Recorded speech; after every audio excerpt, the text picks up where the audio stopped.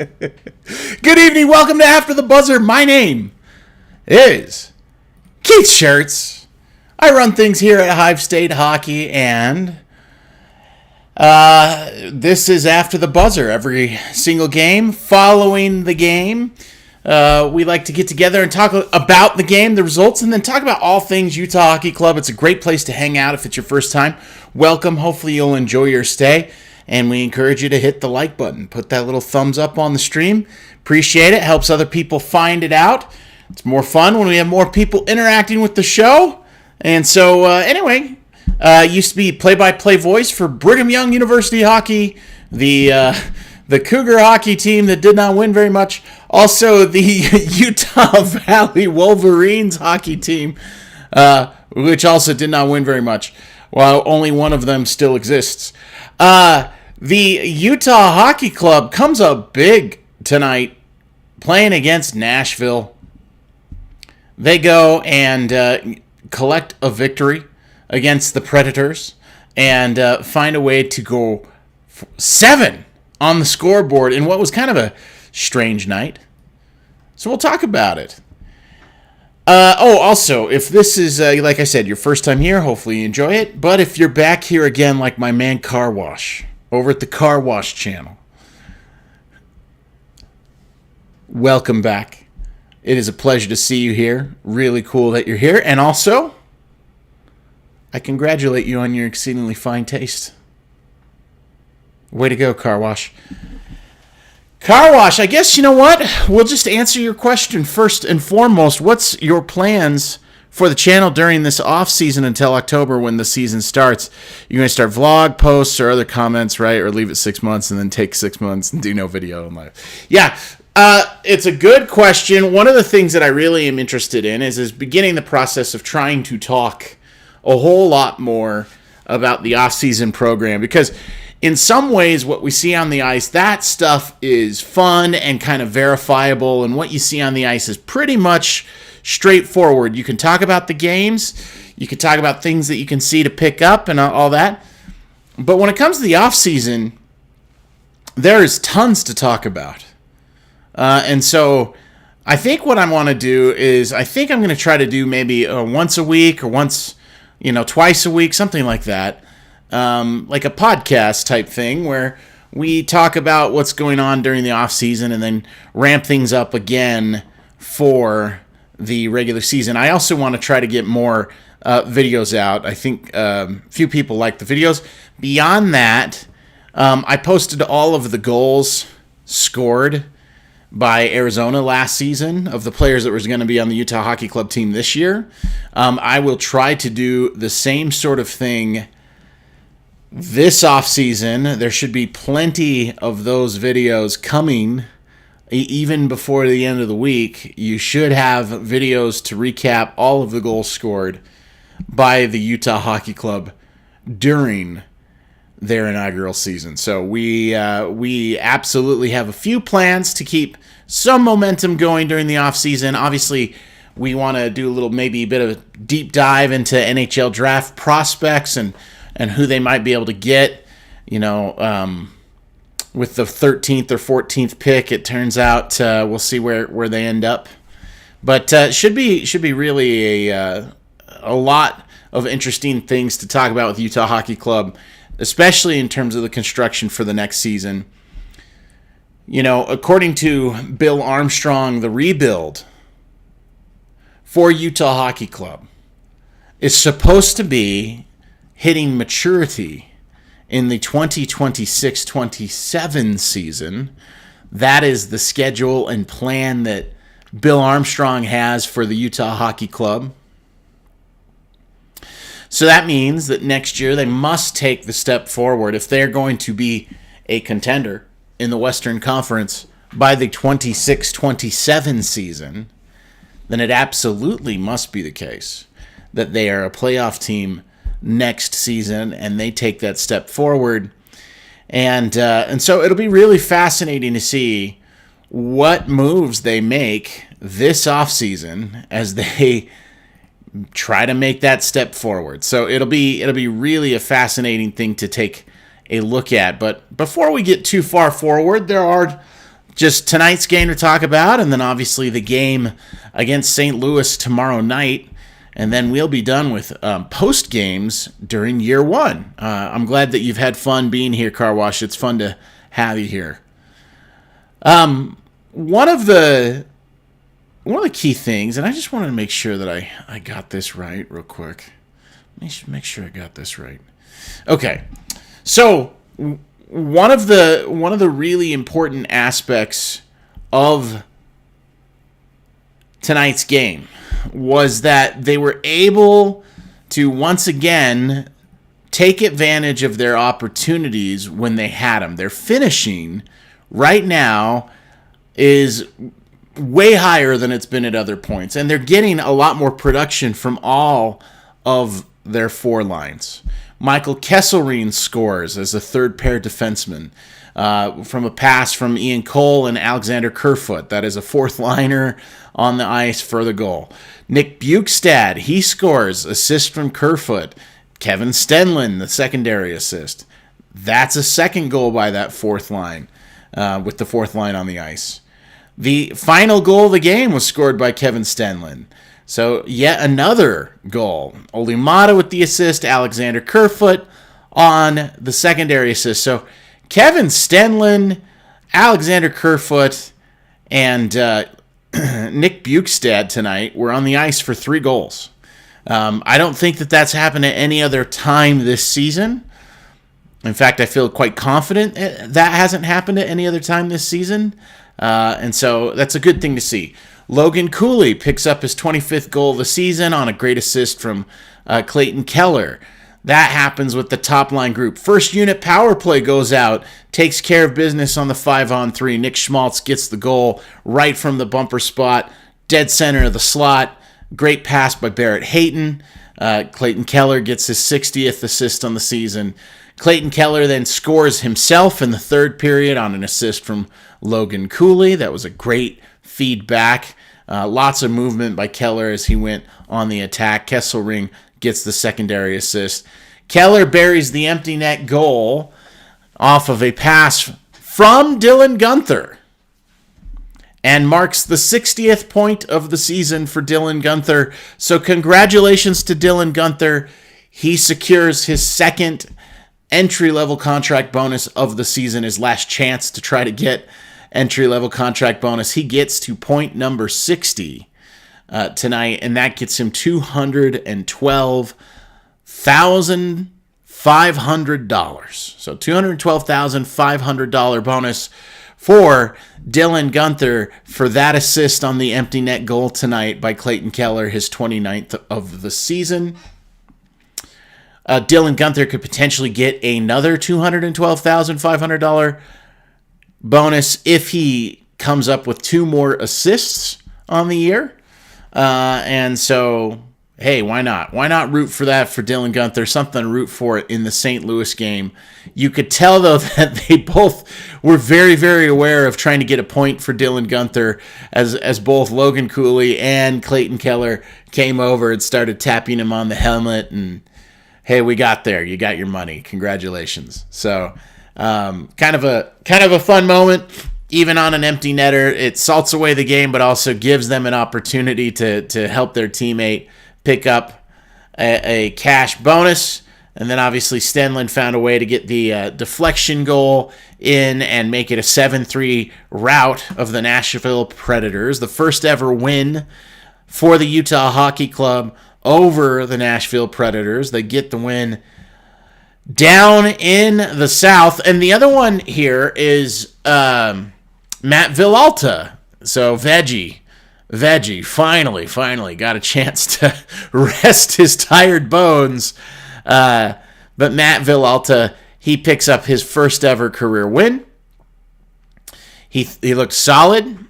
He did just what the doctor orders. If you face 30 shots, the average goalkeeper ought to be able to find a way. To stop 9 out of 10 shots. And so when you do that, you gotta love what that provides you. So really exciting stuff from Matt Villalta And obviously they saved the puck right at the end for him, and they got that done. The other part of this is there was that chip ice moment at the end of the second period when Philip Forsberg's going to the net. He's skating hard. He digs his skate into the ice. Concrete becomes exposed. There's like just under 3 minutes left in the second period. The Predators were rolling at that point. Luke Evangelista had scored a goal. He gave us the John Cena, you can't see me. Michael Bunting, he scores. And the next thing you know, man, it went from a 4-1 game to a 4-3 game in the matter of like 3 minutes. And then right after that, the ice got chipped up and they had to go back into the locker room. And in some ways, that ice getting so chipped up and so beat up may be the difference. Seriously.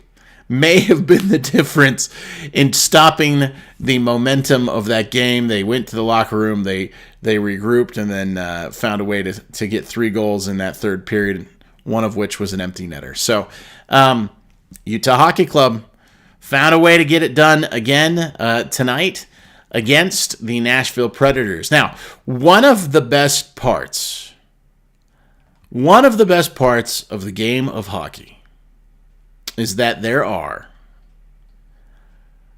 countless number of awards, right?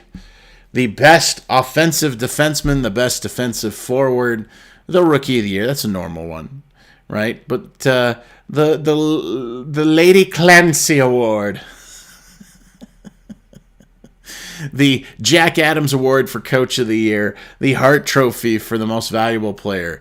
Anyway, there's trophy after trophy after trophy inside of hockey. There are more trophies that have prestige inside of the game of hockey than any other sport.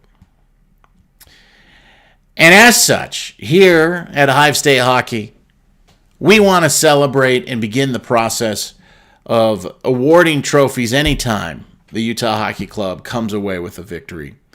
And the trophy that gets given out when you come away with a victory against the Nashville Predators is the Poke Salad Annie Award. The Poke Salad Annie Award. That is our man, Tony Joe White, on sitting on top of a nice bowl of poke salad. It's awarded to the Utah Hockey Club player that makes the most with the least. Making the most with the least, much like Annie, out there going out and picking that poke, finding a way to make it edible and finding a way to get by. Tonight's first ever recipient of the Poke Salad Annie Award is Liam O'Brien. Liam O'Brien is the first ever recipient of the Poke Salad Annie Award for making the most with the least. Yes, this award will always go to a player who has no points, no goals, no assists, but had the best game overall of all of the players who did not get onto the score sheet. That certainly was Liam O'Brien tonight. Liam O'Brien tonight, I thought, actually was really good. Had a lot of really good opportunities. 3 shots on goal. They were all stopped, of course. He blocked a shot and had 0.364 expected goals. That's 4th on the team, just behind Schmaltz, Gunther, and Clayton Keller tonight. So, real opportunity for Liam O'Brien to generate some menace on the ice. He wasn't able to get it into the back of the net, but you better believe that he found a way to impact what was going on the ice when he was out there doing his thing and causing some havoc. So, congratulations, Liam O'Brien, making the most with the least, just like Annie making her poke salad. Poke Salad Annie. Poke Salad Annie, yeah. So the Poke Salad Annie Award, it's a beautiful award. And you can see when it's actually mounted on the trophy, you can see Elvis down there. That's good. That's a good thing. So that's one of my favorites. We love hockey. We love the amount of awards that are available out there. And there's Liam O'Brien. Pleased. Look at how happy he is. The first ever recipient of the Poke Salad Annie Award. So congratulations to him on such a prestigious moment in his career. All right. So we're back. We're talking. Congrats to Spicy Tuna. Lamoni, thanks for coming in. Thanks for checking out, man. Appreciate having you here. I don't know if this is your first time here, but if it is, welcome. Thanks for participating. But Spicy Tuna was great tonight, wasn't he? I thought he played really well. Wouldn't it be fun if he got the goal against the St. Louis Blues? That'd be great. He's got 2 points all season long. He hasn't had many games where he was as good as he was tonight, but he was good tonight. He did really well. Okay, listen, that's kind of what there is to say about the team tonight. They found a way to get the puck in the back of the net. They took advantage. They didn't have tons of power play opportunities tonight, but when they got them, they took advantage. I think they went 1 for 3. Well, looks like they went 1 for 4 tonight on the power play. But hey, still getting a puck in the back of the net on the power play. That is great. Of course, it was on the 5-on-3, but still, you're happy to see that. And then that means all the rest of the goals were scored. They had 5 goals scored 5-on-5, right? 1 with the empty net. So pretty productive, pretty good work tonight by the Utah Hockey Club. Okay. My face is gonna go away for just a minute, but there's something that I wanted to talk about. I put together a nice presentation just to talk briefly about what the Utah Hockey Club can do this offseason and all of the ways that they can try to improve their roster going into next year. And as a reminder, next year is another step forward year. The most important thing that needs to happen during this offseason is that Logan Cooley and the Utah Hockey Club can come to an agreement to sign him to a long-term deal. That is the most important thing to happen during this offseason. Utah Hockey Club, going into this offseason, is expected to have a nice amount of cap space. They are currently sitting on $12.8 million in cap space. But this offseason is going to come. A few of their players are going to become unrestricted free agents. You're going to see Michael Carcone. He's coming off the books. You're going to have Nick Bukestad. He's coming off the books. And so as you have these players coming off the books, it turns to a point where Utah's going to have $21.5 million to re-sign a few of their players in the minors, but that won't be too prohibitive in terms of cost. But it does give them a chance to go out and spend some money in free agency. And again, if the point is to take a step forward, then replacing Michael Carcone with a better player as a free agent and Nick Bukestad as a better player as a free agent really puts them in a strong position to go to work into next season and to try to make the push into the playoffs. So with that being said, let's talk about the 4 ways in which you can acquire a player in hockey. You can do that through the draft. You can do it via a trade. So we drafted Logan Cooley. We traded for Mikhail Sergachev. Via free agency, they picked up a player like Kevin Stenlund. And nobody on this team has ever been acquired. There's no one on the team that's been acquired by an offer sheet. So we're going to talk about offer sheets quite a bit here in a little bit. But let's first go through and just talk about the draft. So the draft is going to be on June the 27th. Of this year. Utah Hockey Club just has 1 draft pick in all of the rounds except for the final round of this year's draft. So they have a pick in the 1st, 2nd, 3rd, 4th, and 6th round. And then if you're curious, the draft capital for next year, 1 first-round draft pick, 3 second-round draft picks, 2 third-round draft picks, a 4th-round draft pick, 2 fifth-round draft picks, a 6th-rounder, and a 7th-rounder.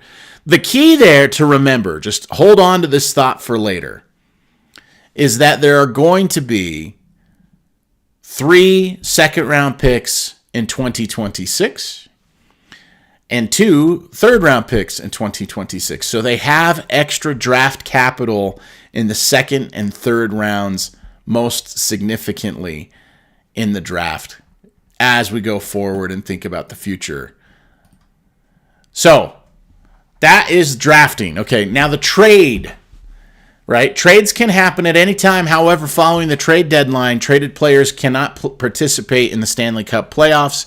And then the last part that I think is important to talk about is that Utah Hockey Club players can be traded freely by Bill Armstrong, except for the following players: Clayton Keller, Nick Schmaltz, and Alexander Kerfoot. So we've got Clayton Keller, Nick Schmaltz, Alexander Kerfoot. They all have and negotiated for themselves no trade clauses.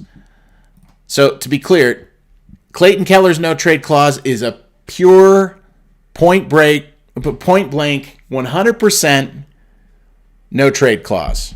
Utah cannot trade Clayton Keller without Clayton Keller agreeing to be traded. Period. Now, he's been really good. He had a great game tonight in his 600th game.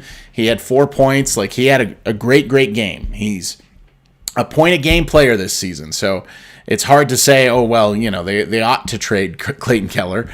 It's not what I'm suggesting. I'm just talking about the possibilities if you're Bill Armstrong.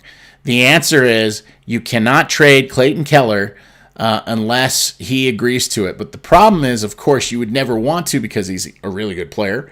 And secondly, he's on an incredibly favorable deal. He's on a $7.15 million deal, and you're getting 30 goals a season.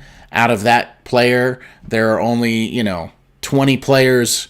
But there's even less. I bet there's about 15 players who have scored 30 goals consecutively in 3 straight seasons. I know Keller's at 29 goals, but if he gets one more goal in his hometown of St. Louis tomorrow night, he'll get there. So there's that. The other part of this is to talk about Nick Schmaltz and Alexander Kerfoot. And this is an important one to remember. Nick Schmaltz and Alexander Kerfoot have what's called a modified no-trade clause. Their modified no-trade clause means that they can be traded to any team except for the 10 teams which they have listed. Now, we don't know what those 10 teams are, but Bill Armstrong does. So if you like the idea of trading Nick Schmaltz, it needs to be to one of the other 22 teams that are not on Nick Schmaltz's no-trade list. Okay? So it's been revealed a few times when people have modified no-trade clauses. Usually one of the teams on that list is Calgary. So anyway, but it would be pure speculation on where Nick Schmaltz negotiated and told them he would not be willing to be traded to, where Alexander Kerfoot told them he would not be willing to trade to. So it restricts only slightly the flexibility of Bill Armstrong when it comes to trading those players. But just for clarification's sake, that is the reality with those players. Now, let's take a look then at the next step here. The next step for Utah Hockey Club is that if they are going to trade a player, while any player could be traded, the most likely trade candidates are those who are on expiring deals. So these players are not going to be under contract following next season. So all of these players are under contract for Utah Hockey Club next year. But usually when somebody's on an expiring deal, and that starts tomorrow, so after the game tomorrow, all of these players are on expiring deals, only 1 year left on their professional hockey contract.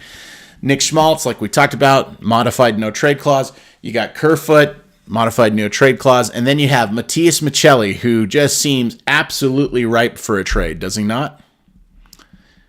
Barrett Hayton, Kevin Stenlin, Ian Cole, and Connor Ingram. Okay? So those are the players that are the most likely trade candidates if Utah is going to make a trade. Though I don't know that very many. Like I don't know. Like I don't know who the best player that you can get is for Nick Schmaltz. For instance, Nick Schmaltz is clearly the best trade asset there. But I don't know. Like if you want to give it to me in the chat, I'd love to see what you're thinking as it relates to this. But what on earth, like what could you get for Nick Schmaltz in a trade? Like a second pair defenseman? Could you, it's an interesting one, right? He's a good player. He's a 20-goal scoring player. Clayton Keller loves playing with him. But, he's going to expire.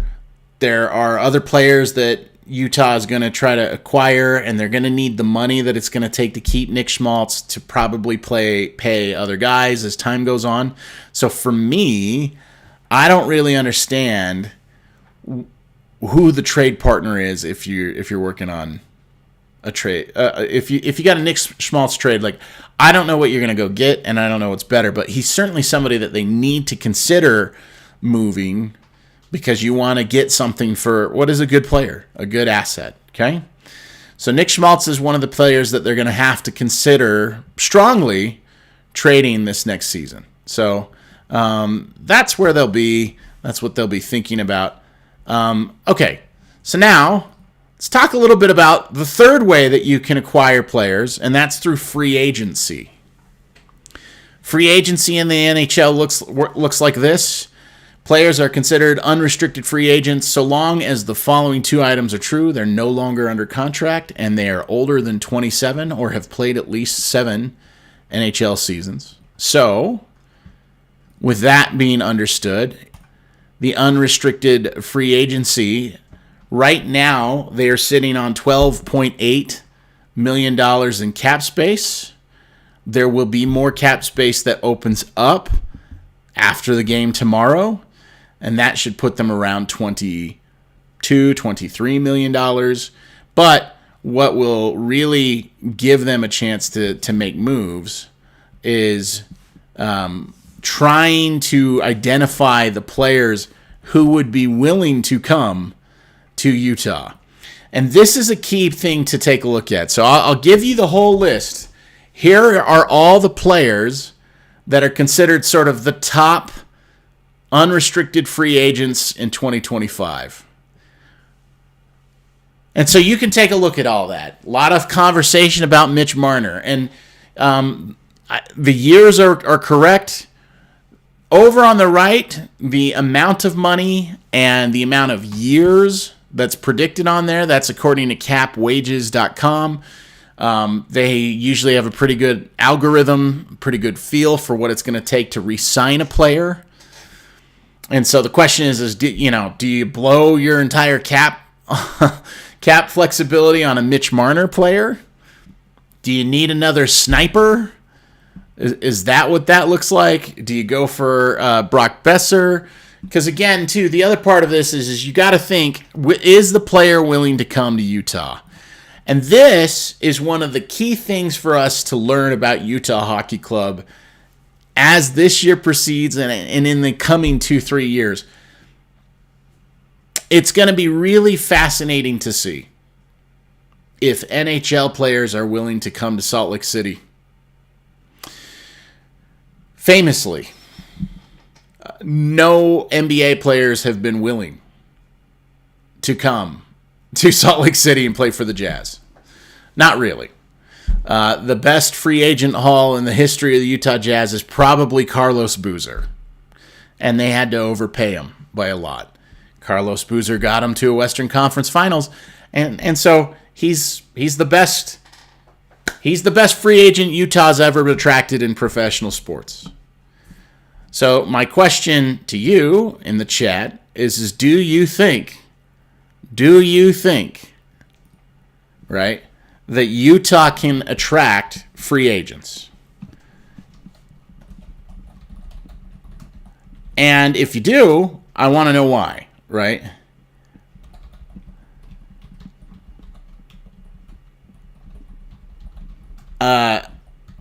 I don't know if they'll attract free agents in the NHL, and that's why I'm asking your opinion. My feeling is that maybe, I mean, culturally, obviously, maybe there's more to sell people on as it relates to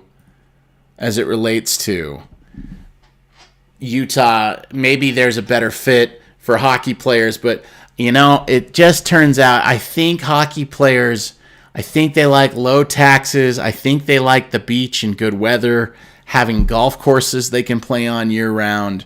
I think they like big cities and all of that.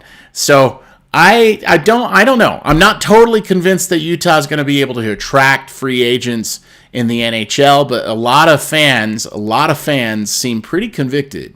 Like they think that we can go out and grab free agents to come to Salt Lake City and enjoy the Beehive State. Now the question is, beyond that, just from a lifestyle perspective, I wonder about people's willingness to come.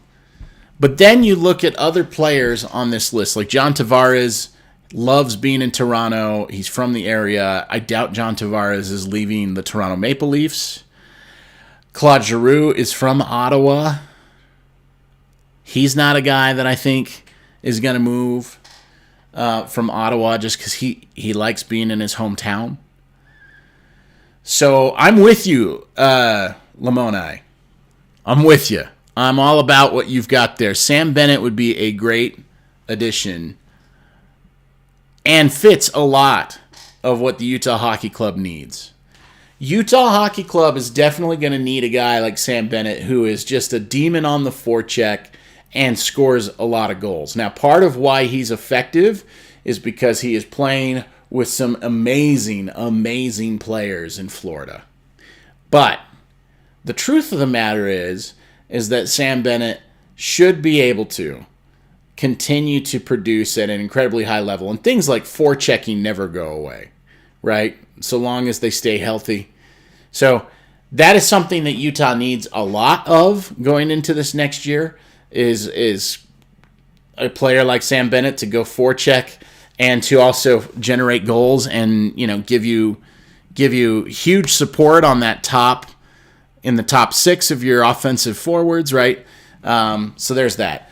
The other thing I just want to bring to your mind is that there are already a full slate of defensemen signed for Utah Hockey Club next year. So we already are going to have we already have 6 under contract. We have a rookie that's coming over who is, in many ways, I think he's considered the top prospect by the front office. His name's Dmitry Shimashev. He's taken 7th overall in the draft 2 years ago. He is done with his KHL contract, and Dmitry Shimashev, if he's like most top prospect Russians, they're not necessarily interested in playing in the AHL. So it'll be interesting to see what happens with Dmitry Shimashev. Maverick Lamoureux looked good. And I know that they like Artem Duda, and I also know that they like Maximilian Suber. So they have lots of guys on the blue line that they really like, but they already have players under contract next year that fill out the roster. So it's unlikely, incredibly unlikely, that they would look at a guy like Neil Pionk, Aaron Ekblad, Ivan Provorov, okay? Much more likely that they would look at a guy like maybe Sam Bennett. I think is definitely somebody that they'll be considering significantly.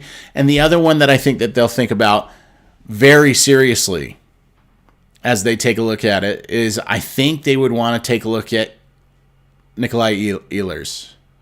What he's done for the Winnipeg Jets has been great. He's been an injury concern player. So you're rolling the dice on a 29-year-old and you got to take him for 6 years. That's probably a contract that you may not love in the later half of it. But and do you want to bet on Nikolai Ehlers if you're thinking that 2 years from now is when you're a contender, maybe 3 years is when you're making deep runs, and maybe four years from now is when you actually are doing the lifting of the cup and all of that. So I just wanted to mention this. As you take a look at it, do any of these top unrestricted free agents fit the timeline? I love Brock Nelson, but he's 33. Brock Nelson wants to go to a contender right now. Right now. And Utah isn't that. So that's probably not right. Claude Giroux, again, if he's going to leave Ottawa, he wants to go to someone that's close to winning a cup. John Tavares, he's in the same spot. So, Brad Marchand, definitely. Maybe Brock Besser, right? Maybe Brock Besser. But again, do you need his style or do you need more forecheck, more physicality? It's going to be a fascinating thing to see what Utah decides is important for them. And it'll be interesting to see if we have a local reporter in Utah that has enough cachet or ability to have a good feel for what's going on behind closed doors around the Utah Hockey Club. And if there's any reports in those ways. I'm very skeptical of that. I think the fact that the Utah Hockey Club tonight spent their time, like during the broadcast, spending a bunch of time talking about a reporter who does not cover Utah Hockey Club and does not live in Utah, but is somebody that is inherited from their days being down in Phoenix. Like, I don't know. I don't really feel like there's going to be anybody that's going to have good reporting about who Utah was interested in, or targets that they were potentially going after.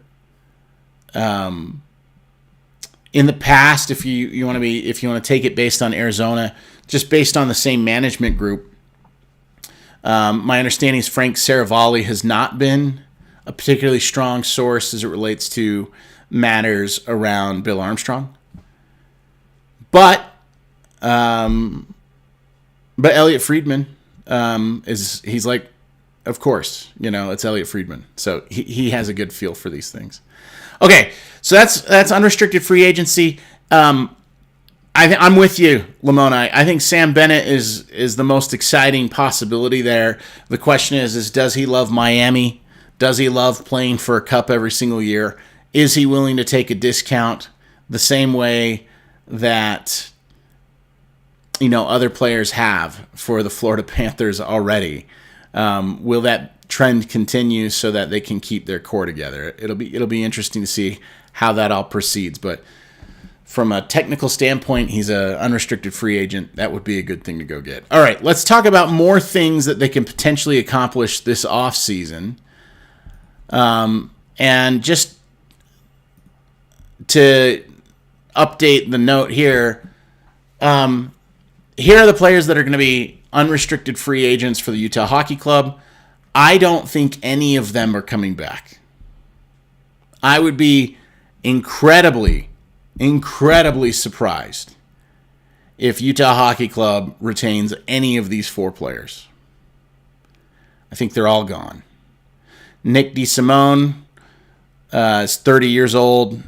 He could be your 7. If they bring him back, like, he needs to understand that he's your 7 for your defensive, for your blue line. Robert Bortuzzo, nope. No, thank you. Michael Carcone, he's not interested in coming back. I just don't think he's interested in coming back. Nick Bukestad is a player that I think some other team is going to talk themselves into, but I do not think that if Utah is serious about taking another step forward, re-signing Nick Bukestad makes any sense whatsoever, especially when you have cap space. You got to try to improve your roster so that you can bring in better players than Nick Bukestad and Michael Carcone, and you absolutely can do that. It feels like you can do that, especially with the cap space that you're sitting on. So that's who's going out the door, and I do not think they'll be back. Let's talk about the last form of how to acquire a player, and it is the most complex, kind of crazy. It is hard to understand the whole thing around offer sheets, but we're going to try our best to help you understand this and make sure that we're crystal clear on how offer sheets are going to work and why it's worth talking about them. Because traditionally, I'll just do that now. Traditionally, offer sheets have not been employed in the National Hockey League. Okay?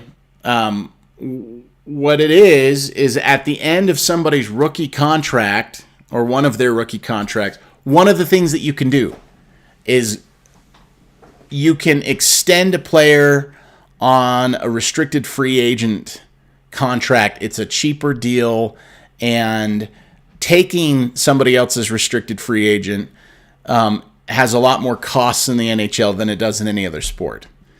And so because of that, there hasn't been very many people that have tried to do offer sheets, but it worked brilliantly for the St. Louis Blues this offseason as they picked up Holloway and they picked up, the big blue liner. We'll see him tomorrow night.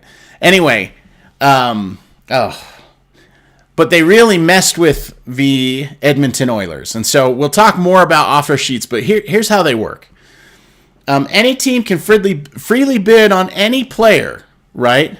So long as they have to do it with an offer sheet if the following four things are true. First, the player's no longer under contract, but their rights are still retained by their team, okay? And that'll make more sense in a second. The second part, the player is younger than 27 or has played less than 7 NHL seasons. Third, the player was signed by their original drafting team. Here's what that means. You can potentially be signed by your original drafting team, or you could be drafted and not ever get signed by them. They make you a free agent. That makes it that you can skip this entire cycle of being a restricted free agent.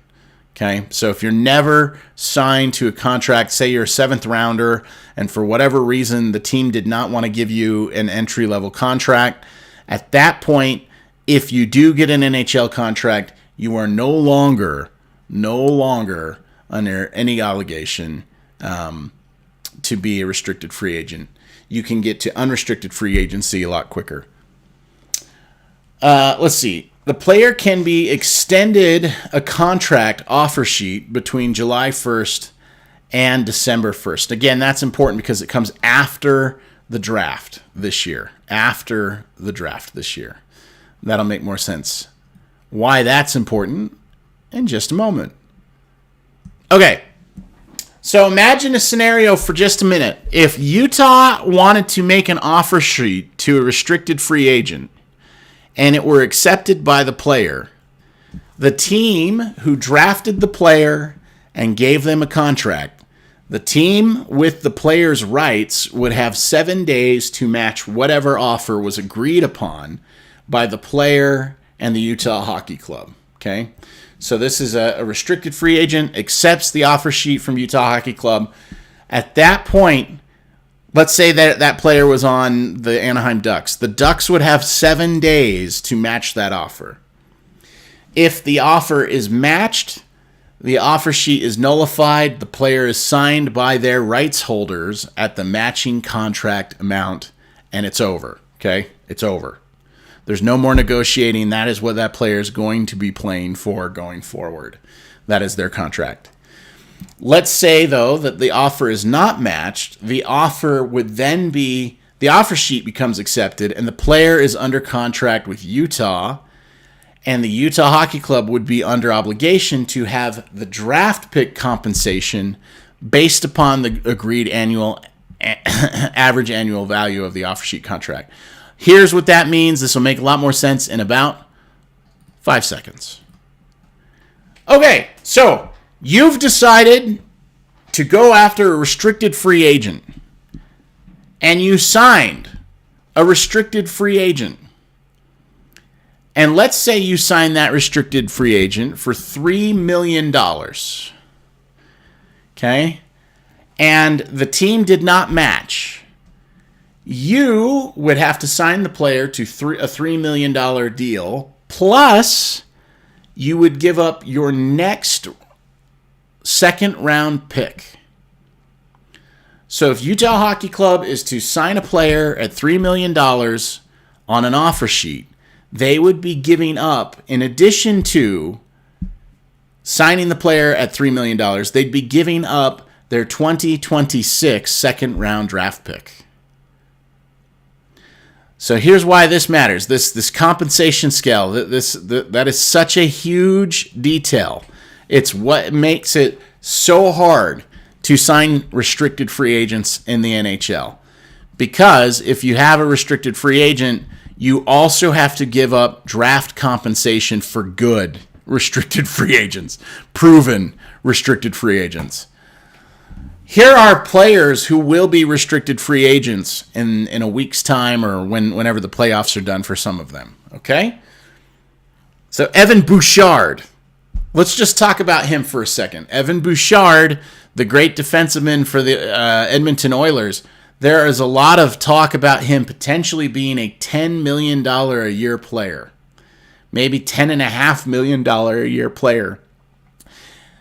So if Evan Bouchard is a $10.5 million a year player, and the Edmonton Oilers are ready to pay him $10.5 million, for him to decide to leave Edmonton and come to Utah, let's say, Utah would need to offer him more than that $10.5 million. So they would need to offer him, let's say $11.5 or $12 million. Okay, so if they offer Evan Bouchard $12 million, not only would they have to sign the player at a $12 million a year clip, probably on an 8-year deal, okay, but if you sign him for $12 million, you also have to give up your next 4 first-round draft picks to the Edmonton Oilers.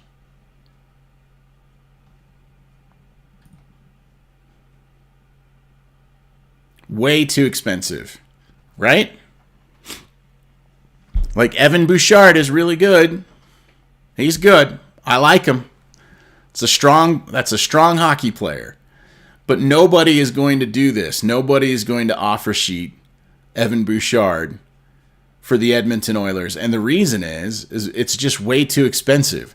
It's so much cheaper for Edmonton because it only costs them $10.5 million and they get to keep their draft picks. Every other team is going to have to overpay him and then give up a lot more draft picks. And let's say you decided that you tried to negotiate and he accepted something at like $11.4 million. Well, it's still going to cost you 2 first-round draft picks, a second-round draft pick, and a third-round draft pick. Okay? So that's a fascinating one. Lamoni, good question. So Marco Rossi is one of the great players that's available. I guess the question is how much do you think Marco Rossi is going to go for? So Marco Rossi, according to Cap Wages, as I pull that up, they got him at $6.75 million. Okay. So again, I'll bring up that list. If you've got him at $6.75 million, that is what Minnesota is going to potentially offer him, is $6.75 million. So Utah is going to have to offer like $8 million a year for him. But if they sign Marco Rossi, they then would have to surrender a first, second, and third round pick next year.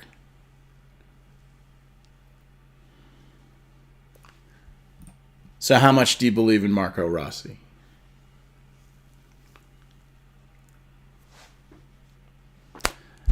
These are the fun questions that you get to ask when you follow a hockey team, and you can think about those things. I don't know. Is that too rich for you? Lamoni, what would you do? Would you take Marco Rossi Would you overpay him $1 million? Let's say you give him $8 million a year. You're probably gonna have a center that can lock down your middle. Now you've got, the center group becomes pretty impressive for this team because you got Barrett Hayton, you got Cooley, you got Stenlund for your fourth line. That's a great fourth line center, right? Jack McBain has worked really well. So, okay, but that's fine. You sacrifice Jack McBain and that great third line. You definitely sacrifice a checking line in order to go get a guy like Marco Rossi. The question is Marco Rossi worth $8 million a year and giving up your first, second, and third round draft pick? If you're trading Minnesota, yeah, it's a lot of picks. So that's the problem. So here's the problem with my graphic. I'll admit, by the time I got to the end of making the graphic, I got to a point where I was like, I need to work harder on it because, and I'll come back to it, that money gets bad really quick, right? So as soon as a player becomes more than $4.5 million, you're giving up a first round draft pick and a third round pick with it. So you're losing 2 draft picks to go get a player. You would have to just truly love and believe in that player. But for me, I think it makes a lot of sense to potentially give up a second round pick or even a third round pick. If you can find a guy in those money ranges, it could make a lot of sense, and you could capitalize the way that St. Louis has with Philip Broberg and Holloway, because they gave up a second and a third round pick, but then they got, a top 4 defenseman. They got a top 6 winger. Like, they have had a great outcome with that. They took a player who was a known quantity instead of a second or third rounder where you're usually just kind of taking a flyer and hoping that it works out. Not a Philadelphia flyer, but you get what I mean. So here's the list again. The problem with the list is that Matthew Knies, he's going to make too much, and it's just going to be too expensive in terms of draft capital to go and get Matthew Knies. Great player, great goal scorer, all of it. But the draft capital that you have to get up, that's the issue. That's the issue. So on this list, the only players who are going to get offered a contract that maybe puts us in play where we give up a second round pick are the 2 players that are written on the bottom there, Riker Evans or Tyson Forster. The rest of them are likely going to get a contract from their franchise that puts them in the $5-6 million range. And then, Matthew Knies, Evan Bouchard, they're going to get a ton of money. Noah Dobson, they're all going to get huge paydays. So there's, a very little chance that any of those players are actually available just because the draft pick compensation that you have to give for taking somebody's restricted free agent, it's so punitive. But here's where the offer sheet may work. You got to have the following 2 things in order to take advantage of a team and take a player who is young and proven that you feel like you can really, bring into your system, and he can be, one of the young guys that you help bring along. First, you offer a player whose rights are owned by a team that has little or no cap space. This is what happened to Edmonton. They knew they needed to sign Evan Bouchard this year. They knew that they've got McDavid coming up in a couple years. They had to sign Leon Draisaitl. They have Zach Hyman. They've got a lot of expensive guys on that team, right? Tons. They didn't have the ability to match the $4 million they gave to Philip Broberg, the $2.5 million they gave to Holloway. And so Edmonton had to let him go. Now, Edmonton can live with it because they got a second and a third round pick from St. Louis, but St. Louis picked up 2 players that, put them in a position to make the playoffs this year. So that worked out perfect for St. Louis. And then the question is you got to find a player that's worth both the contract and the draft capital. And again, like we said, as good as Evan Bouchard is, he's not worth 4 first-round draft picks. He just isn't. Right? Maybe you could look at trying to do something wild like that for like Bedard. But, yeah, not Evan Bouchard. But even then, 4 first-round draft picks, it's a scary thing to do. Here are the 2 players that are restricted free agents for Utah Hockey Club. Other teams could potentially offer sheet Jack McBain or Kyler Yamamoto. And I don't see anybody offer sheeting Kyler Yamamoto, but I think there could be an opportunity for somebody to put an offer sheet in on Jack McBain. Okay, so there we go. That's everything that I had on acquiring players this offseason. I would love to see them do a couple offer sheets, but I need to get into my bag a little bit, and I need to do a little bit more homework to find players that probably suit the penalty of giving up a 2nd or 3rd round pick. Somebody in that price range, that might make a whole lot more sense. That might be somebody that you could go out and grab. And then the other thing is trying to locate the teams that are going to have some salary cap problems by the middle of this offseason. So that's what that looks like. The simplest way to do it, of course, is in free agency. And again, we will have to see. We will just have to see if they're going to be able to attract free agent targets here.